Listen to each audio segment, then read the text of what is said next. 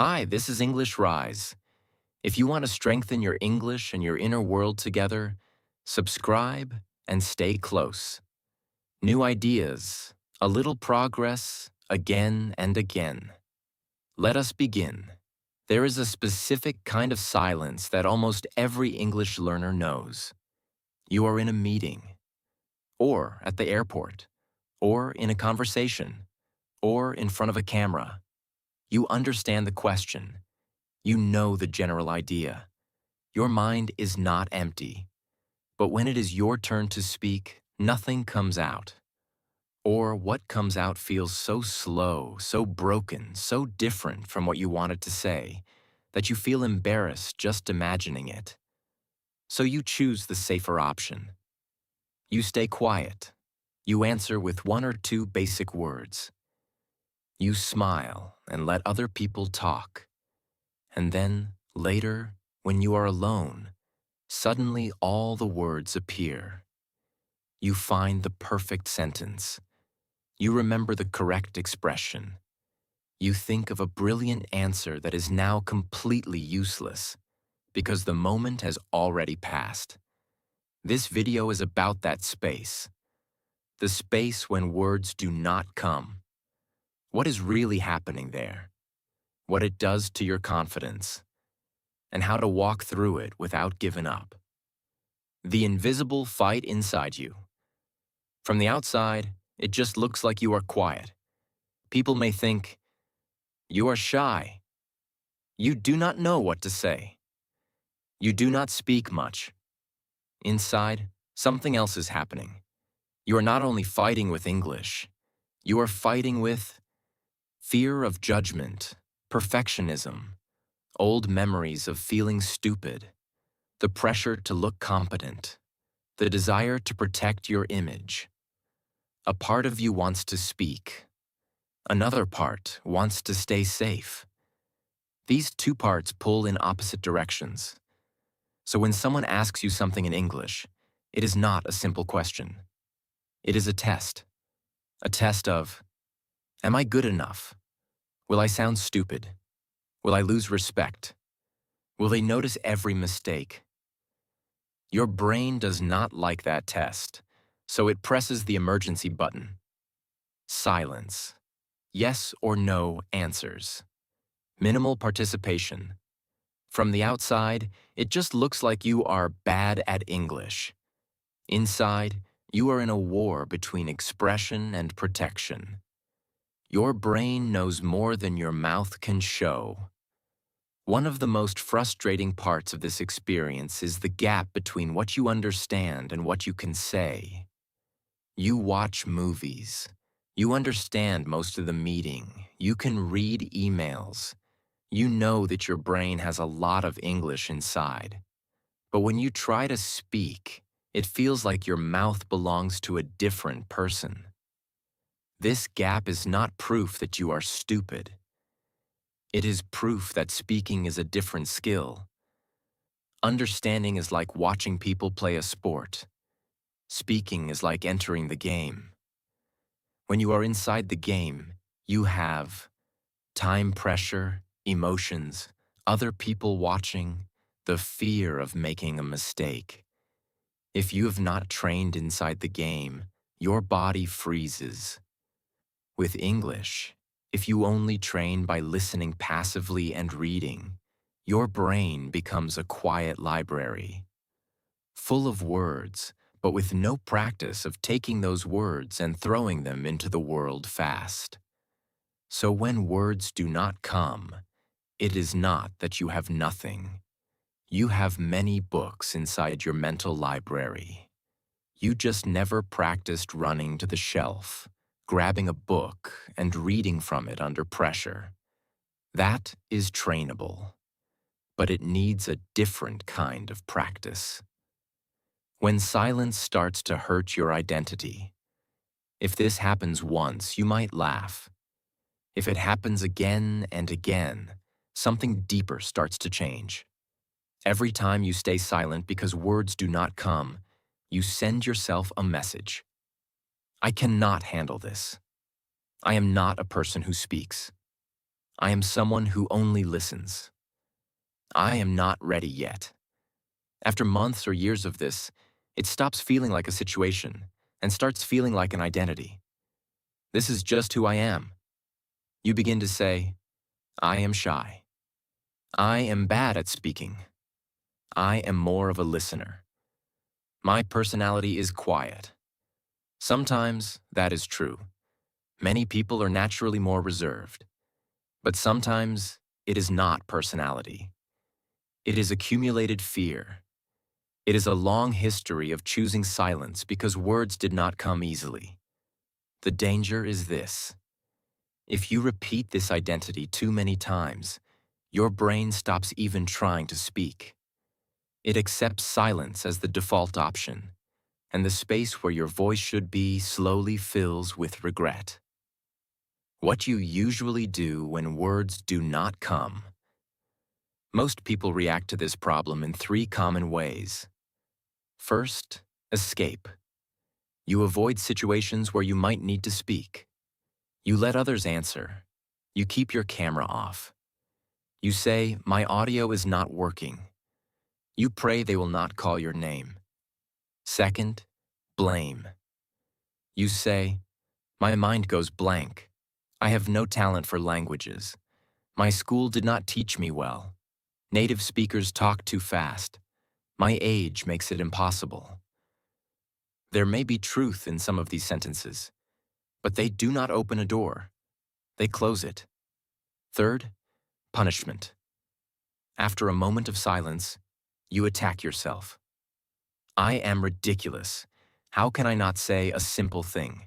Everyone must think I am stupid. I will never learn this. So the next time you need to speak, you are not only afraid of other people, you are afraid of how violently you will talk to yourself if you fail again. Escape, blame, punishment. All 3 are human. All 3 are understandable.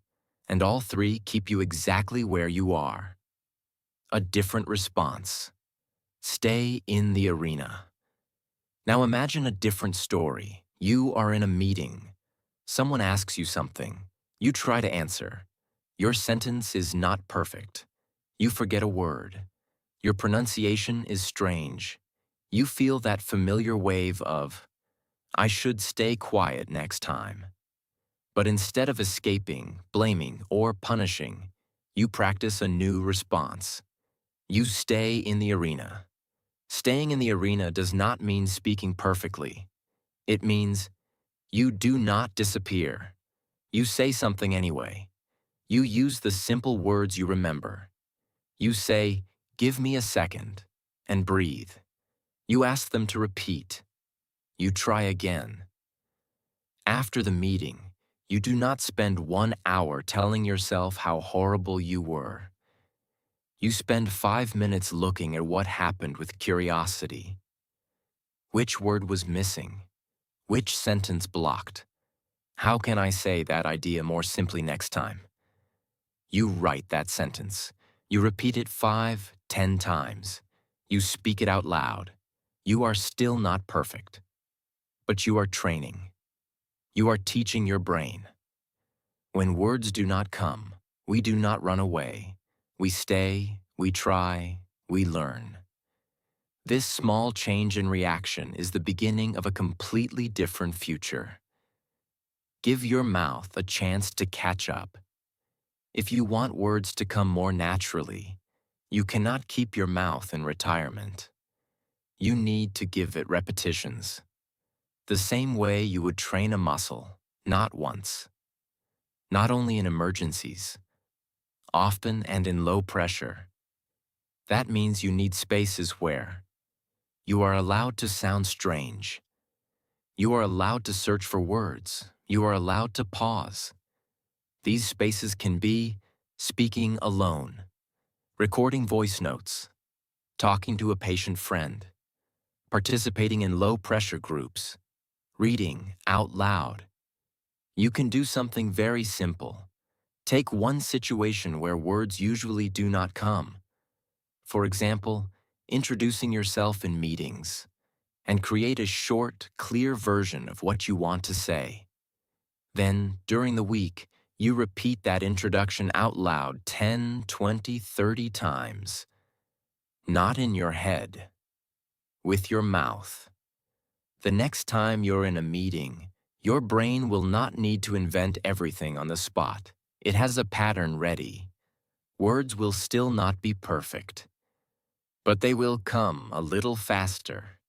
This is not magic. It is repetition. Stop trying to sound like a book. Another reason words do not come is that you are trying to sound too intelligent. You want to speak your best thoughts in your best English, in your best voice. That is a heavy expectation. So your brain freezes. You do not need your best version in every moment. You need access to a basic version that works. Instead of thinking, how can I say this in a beautiful, complex way? Ask, how can I say this in a simple way I can actually produce right now? For example, instead of, in light of the recent developments regarding the project timeline, you can say, because of the new changes in the project time. Is it perfect? No. Is it clear? Yes. You can refine later. You will learn better phrases over time. But if your standard is book-level English in every sentence, you are building a wall between your mind and your mouth. Bring the standard down. Not for your whole life. For today. So that words can start to walk. When you accept the mess, something new starts. There is a moment in every language journey when you finally say, okay, my English right now is messy. I forget words. I make mistakes. I speak slowly. But I will not wait for a perfect version of me to start living in English. I will live in English with this version of me. When you say that, really say it, you remove a huge weight. You stop asking yourself to be a future version today. You accept that there will be awkward pauses, wrong words, strange sentences, moments of silence, and you decide that this is not a reason to quit. This acceptance does not mean you stop improving. It means you stop using imperfection as permission to disappear. From this place, every conversation, every meeting, every attempt becomes practice, not a test of your value. Practice. One day in the future, you will be in a situation where, before, words did not come. A meeting, an interview, a trip, a difficult conversation. And you will notice something different. You are still not perfect. You still make mistakes. You still search sometimes. But the words are there. They come faster. They come more naturally. They come even when you are nervous. You will feel a quiet gratitude for your past self. The version of you who stayed in the arena, who accepted the mess, who practiced anyway, even in the days when silence felt safer. You are not broken because words do not always come. You are a learner in transition, between the person who only understood and the person who also speaks. In that space, remember this. The only way to give your future voice a chance to exist is to use your imperfect voice now. I'll see you in the next video.